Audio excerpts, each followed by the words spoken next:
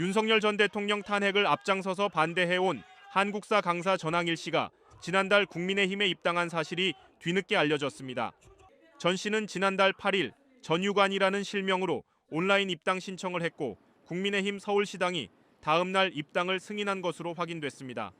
전 씨는 지난 14일 윤상현 의원이 주최한 토론회에 참석해 국민의힘 당원으로 가입한 사실을 직접 밝힌 바 있습니다. 이에 대해 한동훈 전 대표는 페이스북에 전한길 강사 같은 부정선거 음모론과 윤석열 어게인의 아이콘을 국민의힘에 입당시키는 것을 국민께서 어떻게 보실지 생각해야 한다며 비판했습니다. 김용태 전 비대위원장도 페이스북을 통해 당시 비대위원장이었던 제가 알았다면 당원 자격 심사위를 열어 입당을 막았을 것이라면서 부정선거를 주장하고 계엄을 옹호하는 전항일 씨를 즉각 출당하라고 요구했습니다. 하지만 정점식 사무총장은 오늘 당 비상대책위원회 종료 후 전 씨의 입당과 관련한 질의에 6월 9일 입당이 됐는데 온라인으로 입당한 분에 대해서는 구체적으로 확인할 방법이 없고 입당을 거부할 제도도 없다고 답변했습니다.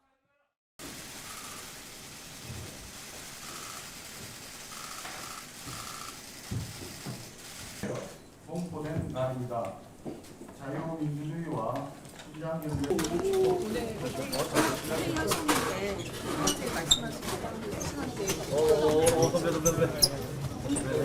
시간에 대해서 질문을 궁금한 거를 질문하는. 그러면 어제 그 시간에 대해서는 별 말씀 없으셨나요?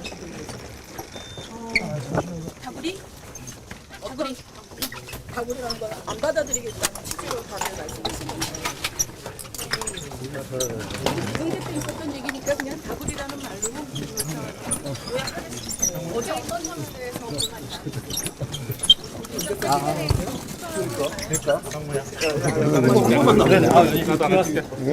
어제 실시간 말씀하시고 나서 당사자들이 융갑하거나 반발하는 입장을 오늘 제 페북 봤어요? 네. 그거랑 좀 연결지어서 생각하시면 될 것 같아요.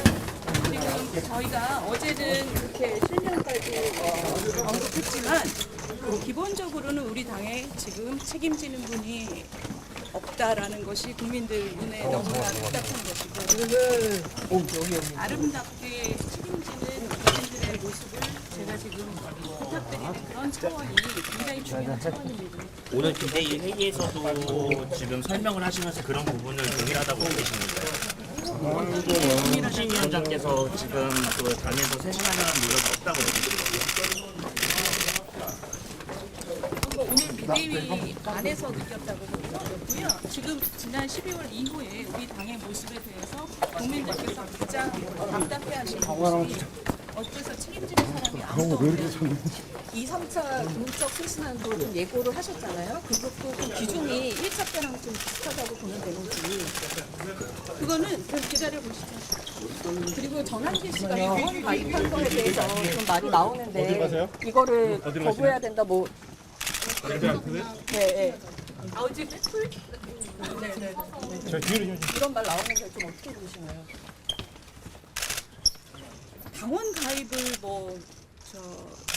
막을 수는 없겠죠. 당에 가입하겠다는 분을. 근데 그 목소리를 어떻게 우리가 그분 개인의 목소리를 굉장히 크게 증폭하는 것은 정치인의 목소리입니다. 그 정치인들의 그 행위가 우리 당을 점점 더 위태롭게 만든다는 것이 제가 걱정하는 부분입니다. 원래 계속 지켜보고 있습니다. 어떤 사정인지 어떤 사연인지 지켜보시고 나서 좀 계속 조치가 안 될 경우에는 좀 더 맞습니다. 근데 의원님 갈등이 있는 건 아니라는 취지로 말씀 주셨는데 윤희숙 위원장님은 또 나가시면서 이제 격한 표현을 쓰셨거든요. 어떤 표현을 쓰셨나요?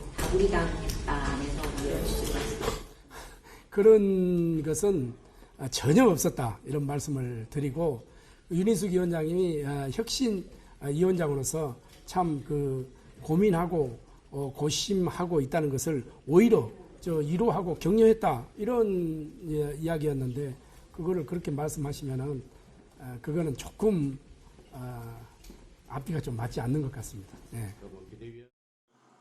지난 13일 잘못된 과거에 사과하지 않는 인사들은 인적 쇄신 영순이라 압박했던 윤희숙 국민의힘 혁신위원장.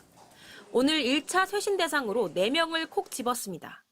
과거와의 단절에 저항하고 당을 탄핵의 바다에 밀어넣고 있는 나경원, 윤상현, 장동혁 의원, 송원석 대표는 스스로 거취를 밝히십시오.